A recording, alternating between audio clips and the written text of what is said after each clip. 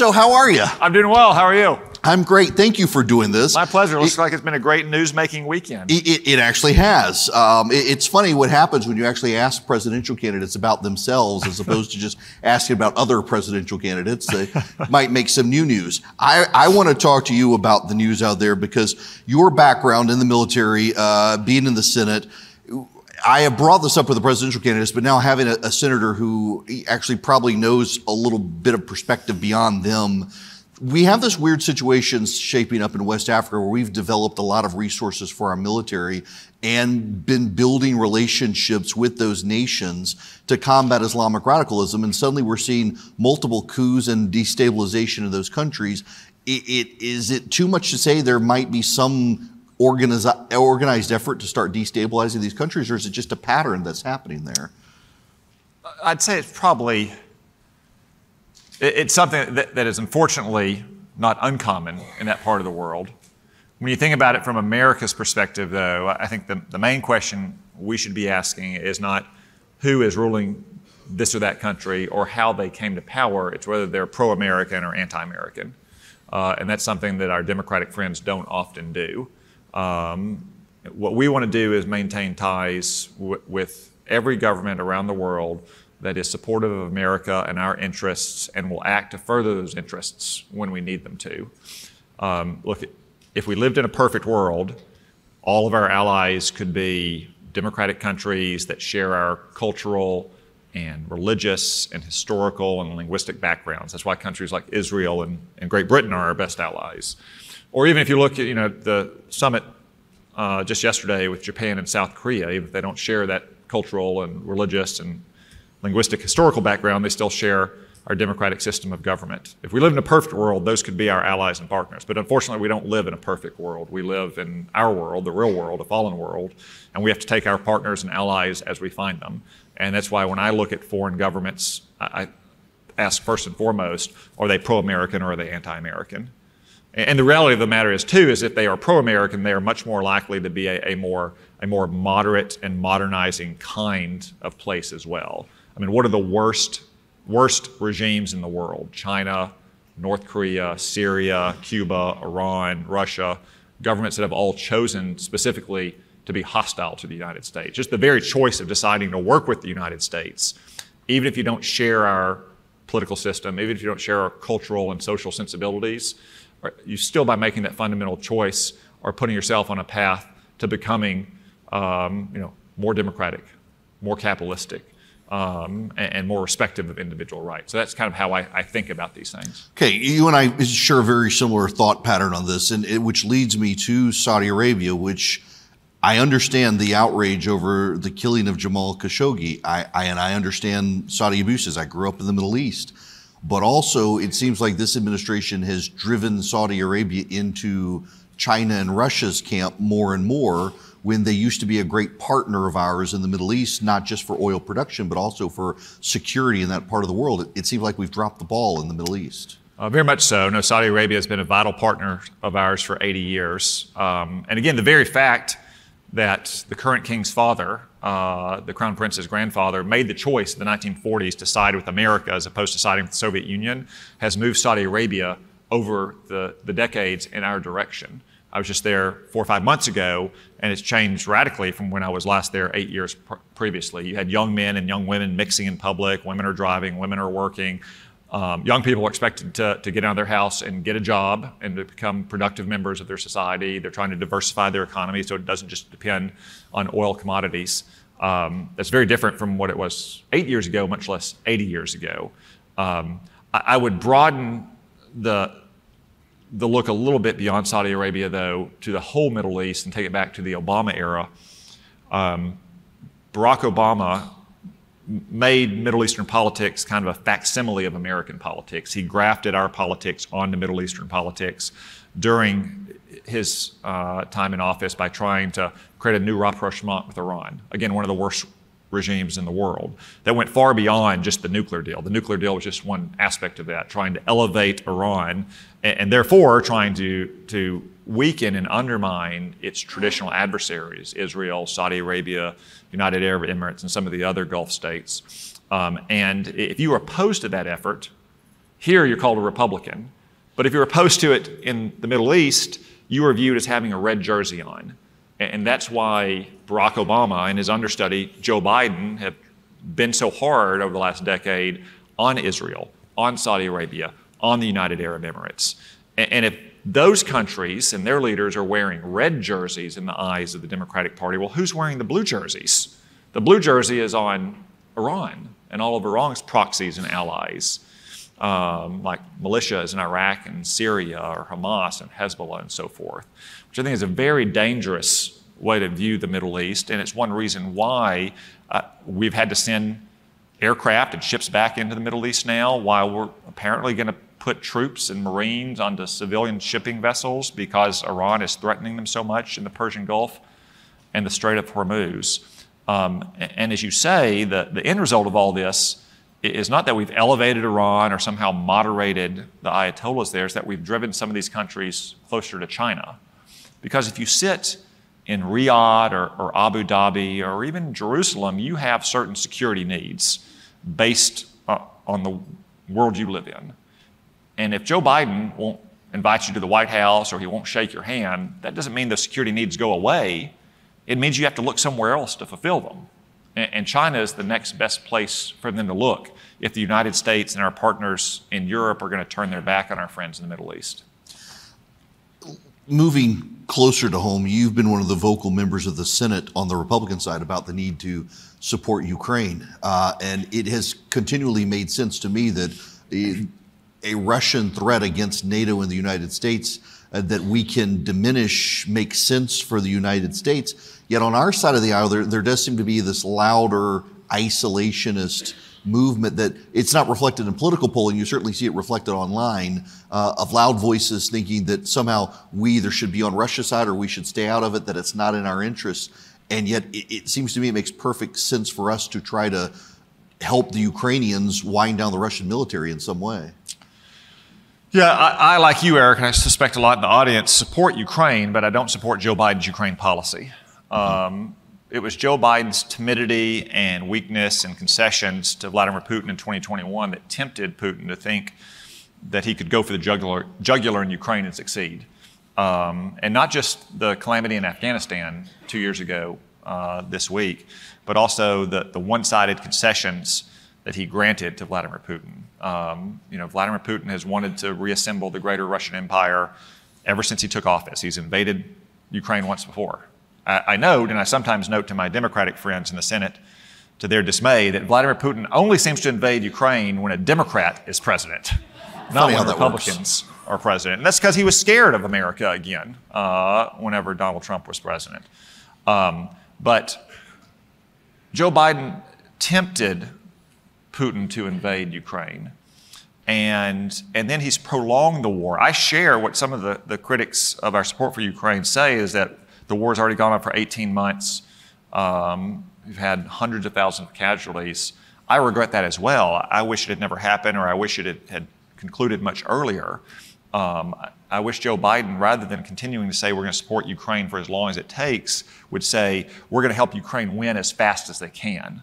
And we could have done that if Joe Biden hadn't pussyfooted around for 18 months and denied this weapon system, but let them have that one. But then given them this one, but then denied them the other one. And it's in a consistent pattern, is that he's racked by unwarranted anxiety about what's happening in Ukraine, which, for the record, it is much less confrontational or provocative than anything America and Russia did to each other in the Cold War in places like Korea and Vietnam and Afghanistan.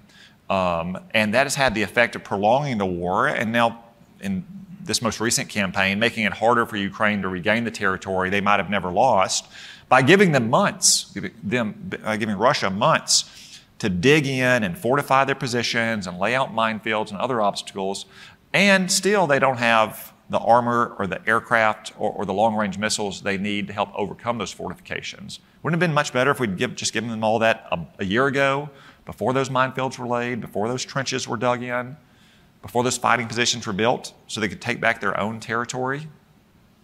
That's my position, is that from the very beginning, I've supported Ukraine, but Joe Biden has been wrong on Ukraine on almost every turn. A lot of people in the crowd have been concerned about military readiness in the country generally, in particular when it comes to China. Several of the presidential candidates have mentioned the audacity of the Biden administration to be as public as they are, that we can't make ammunition and weapon systems fast enough. Do the Democrats even understand the core function of what our military serves these days? Well, I think the Democrats view the military as just another government agency, oftentimes as a kitty to rob to pay for their domestic priorities. And that's true going back decades. Even so-called strong or hawkish Cold War Democrats like Harry Truman and John F. Kennedy grossly underfunded the military, to say nothing of Bill Clinton, Barack Obama, and Joe Biden.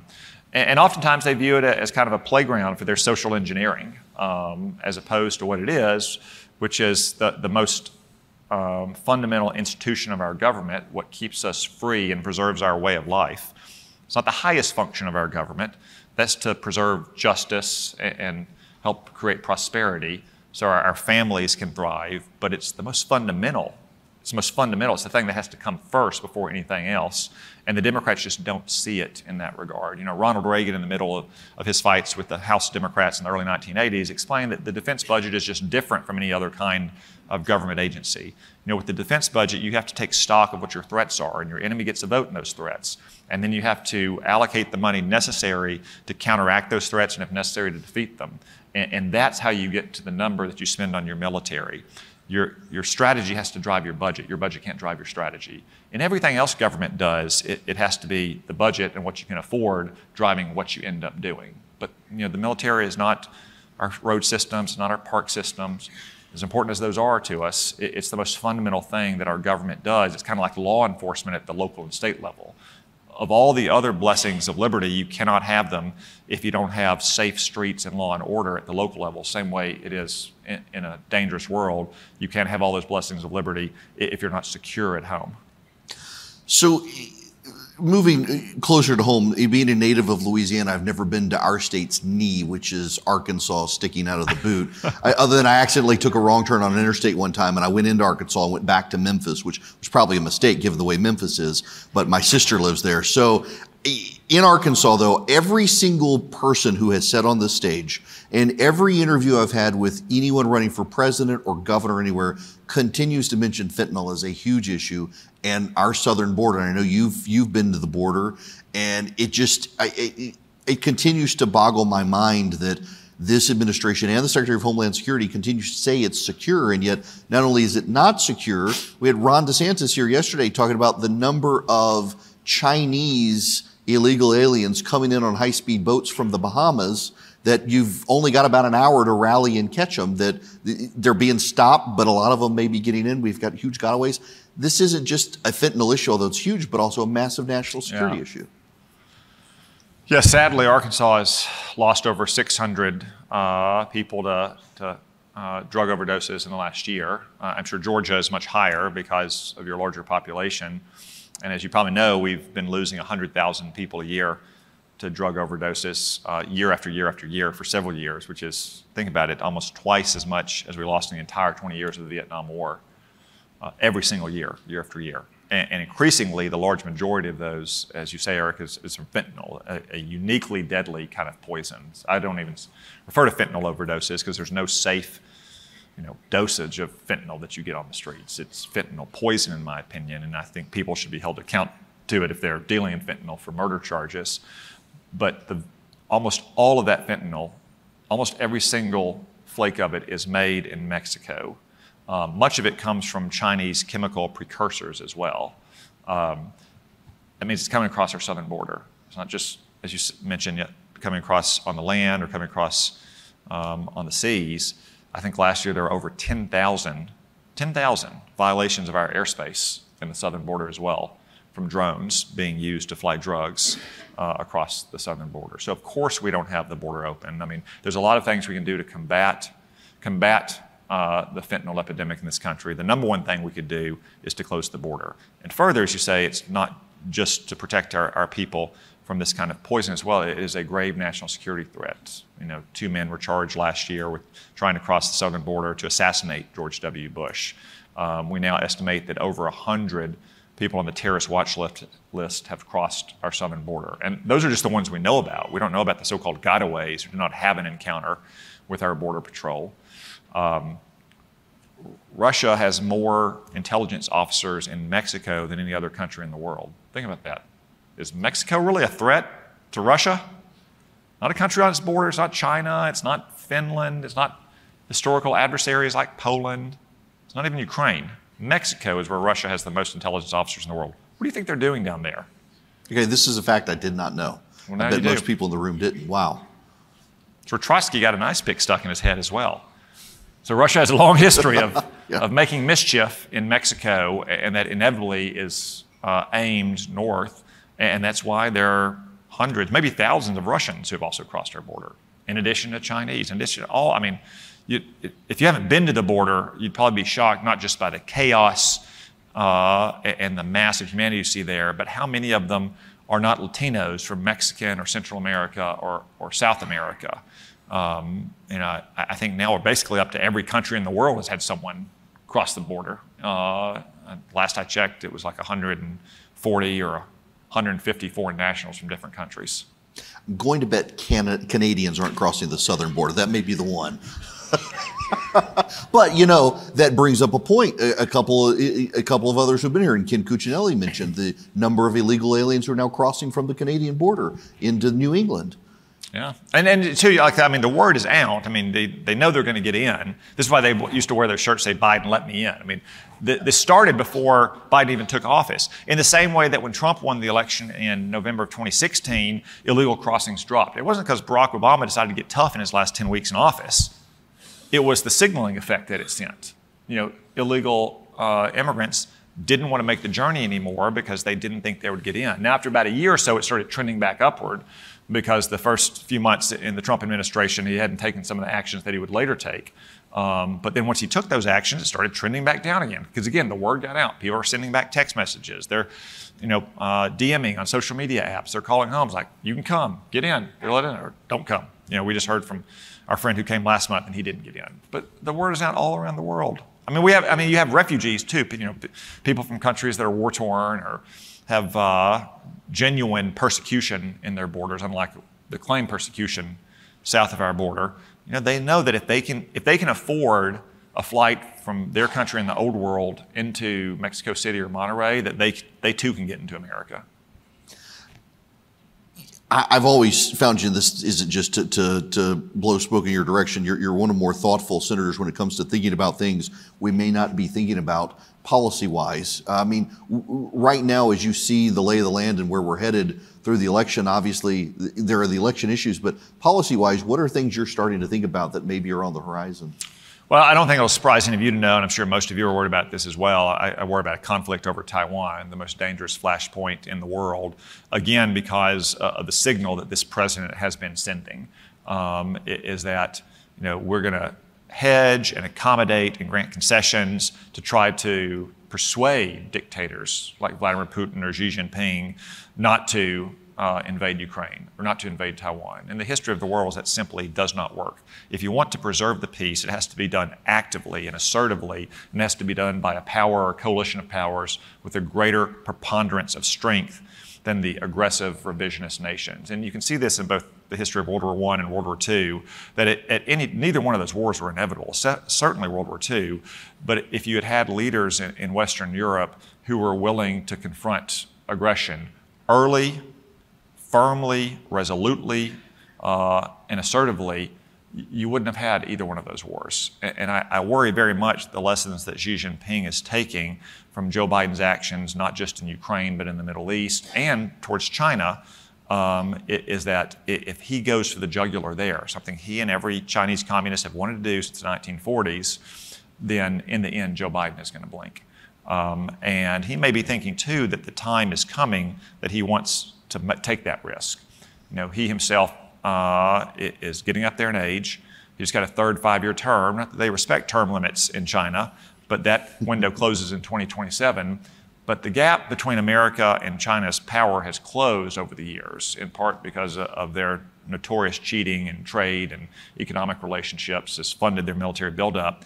And it's getting smaller, but it's starting to even out, and it's probably going to start returning again because China is in a demographic death spiral. They barely have one child per couple now, partly because of their shameful one-child policy for so many years, and their economy is stalling out. He may think that the next 2 or 3 years is the window of opportunity he has with a weak American president and the closest gap in relative power between the United States and China, that he wants to do what he's always wanted to do, what Chinese leaders have always wanted to do, which is invade and annex Taiwan into mainland China. So I worry very much about that. That gets back to some of the points we were talking about earlier with the levels of defense spending, especially defense spending on the kinds of weapons that would be used to deter a conflict over Taiwan.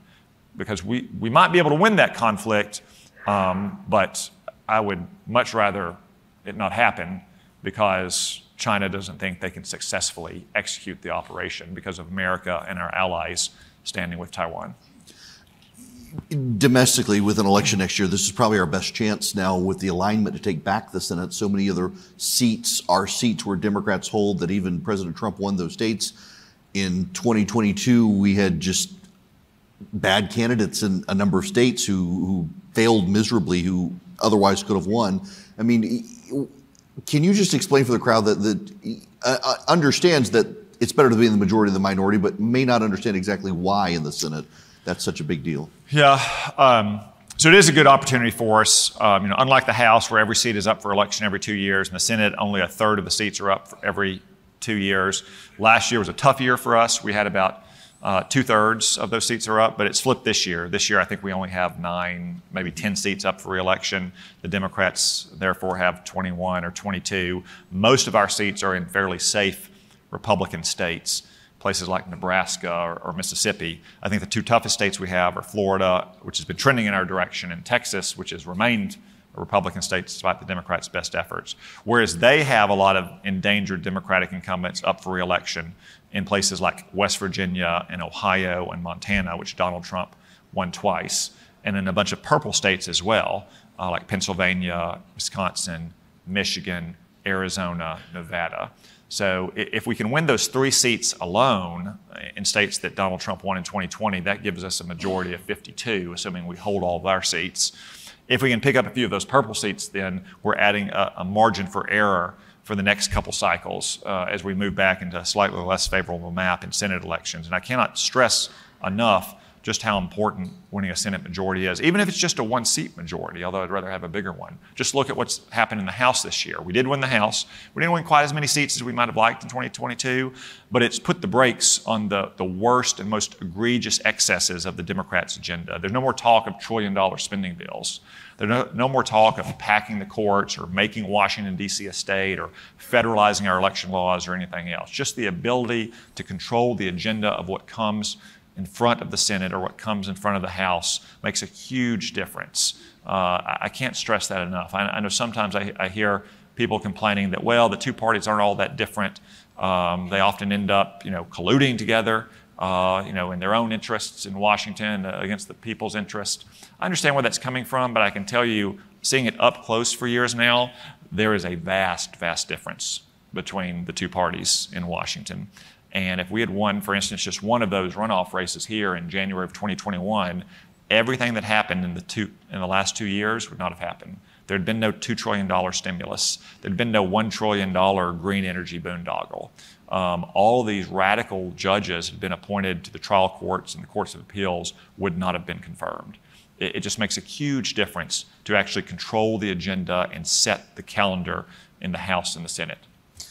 Regarding that, though, assuming we get a Republican president in a Senate, if we can, we've got $32 trillion in national debt. That was a bipartisan spending. I mean, is there anything Republicans are willing to do, assuming they control all of government? Well, I certainly hope so. I mean, I know some of your guests have probably talked about what the House is trying to do, which is move discretionary domestic spending back to the levels it was just 2 years ago in 2022. That'd be a good step in the right direction. I could say we could go back to 2019, before the pandemic. I don't remember that as being a time of particular austerity in America. And although that's not going to address the biggest sources of our federal debt, it starts to make a pretty big difference. If you chip away $10 billion here, $10 billion there, as they joke, that starts to add up to real money. And it especially adds up to real money over the long run when you're not paying interest on that debt at Joe Biden's new interest rates. So I think there is something we can do. And I would point out, too, that 2025 has the potential to be an extremely consequential legislative year, because that's when many of the Trump tax cuts of 2017 will expire, because they had an 8-year sunset on them. And the Democrats intentionally, in their 2 big budget bills in 21 and 22, put 2 or 3 year timelines on their bills, which meant those things are going to expire in 2025 as well. If we can hold the House, win the Senate, win the White House, we can craft that legislation to what we think the American people want, because that all those taxing and spending measures can be passed with a simple majority. They don't require a 60-vote threshold, which is typical in the Senate. So it's a hugely consequential legislative year in 2025, which makes 2024 an even bigger election year. Okay, before you get off stage, let me ask you about the Biden administration in general, because you've been in the Senate through multiple administrations. Does it strike you that the criticism is fair that President Biden's administration is more a managerial class operation by progressives as opposed to him charting the course of the White House agenda? No, Joe Biden is definitely in charge of things, because no one else could screw them up as badly as he has. Okay, that's fair. And I only say that half jokingly, and sadly, tragically, the best example of that, because I get this question a lot, is the fiasco in Afghanistan 2 years ago. Look, I don't have a lot of close drinking buddies in the Biden administration, but I know enough people, especially military people, that I'm fairly confident almost every single one of Joe Biden's advisors, to include his own politically appointed advisors in the White House and the State Department elsewhere, discouraged him from that hasty, disorganized withdrawal from Afghanistan. But that was Joe Biden making that decision. It wasn't the Secretary of Defense. It wasn't the Secretary of State. It wasn't any general. It was Joe Biden, because that's what he wanted to do in 2009. That's what he kept badgering Barack Obama to do in 2009, if you read Bob Gates' memoirs about this time. And he's carried a chip on his shoulder for 12 years that Barack Obama didn't take his advice, that mostly took the advice of people like Hillary Clinton and Leon Panetta and the senior military leadership at the time. And for 12 years, Joe Biden carried that chip on his shoulder, and once he won the election, he was going to say, I'm going to prove that I was right all along. When all he really did was prove that he had, as Bob Gates said, he'd been wrong all along. Gates famously said that Joe Biden has been wrong about nearly every major foreign policy and national security decision for the last 40 years. My only quibble with that was he said it in 2014, so now you'd have to say it for the last 50 years. But on the biggest questions, like are we going to withdraw from Afghanistan with no plan to get our people out or get our friends out? Are we going to give Iran $6 billion in hostage ransom so they can take more hostages? Are we going to kowtow to China and plead with them to reduce carbon emissions 75 years from now, so we can let them fly spy balloons all over our plane and keep stealing our jobs? On those decisions, Joe Biden is still in charge, because you see how badly things are screwed up. Now, small things like what are we going to do on this or that small bill or piece of legislation, most presidents don't get involved in those things, and that's probably flying below his radar. But on the big things, it's Joe Biden. Which I guess explains why no one's lost their job over Afghanistan, because you can't he can't fire himself. Yeah. That's 100%. That's the best single example of why Joe Biden is in charge, is what happened in Afghanistan. Only Joe Biden could have screwed it up so badly. And speaking of that screw up, we can go back to, I guess, move back in there in foreign policy here at the end. About a minute left. The Taliban, it seems like they're providing more safe havens to terrorism there, that this could be a situation that, again, gets out of our control. I know you're shocked to hear that the Taliban haven't turned out to be responsible governing partners in Afghanistan. Unlike what Joe Biden was saying 2 years ago. And they talked about these kind of over-the-horizon terrorism strikes against the terrorist groups that are reappearing in Afghanistan. At the time, and still today, I would refer to those as over-the-rainbow strikes, because they're simply not going to happen. There's one time the leader of Al-Qaeda was killed there. I know how it happened. Obviously can't share the details of it. I can tell you it's not something that can be replicated. That's why it's only happened one time in 2 years. And you had our commanding general for the region, testify in front of Congress earlier this year that ISIS in Afghanistan still aspires to strike our country. They could strike in as little as 6 months American interests or European interests around the world. And if they can get it to Mexico, they can just walk across our southern border to conduct terrorist attacks here. Well, that's reassuring. Listen, thank you so much for doing this. Just so you guys know, Senator Cotton was one of the very first people who said, yes, I'll come to Atlanta and hang out with you. He's gotten to be a great friend, and I love our text exchange, which is never about politics, and it's a welcome retreat from all of that. So thank you very much for coming. Thank you, Eric. Don't forget your shirt. Thank you.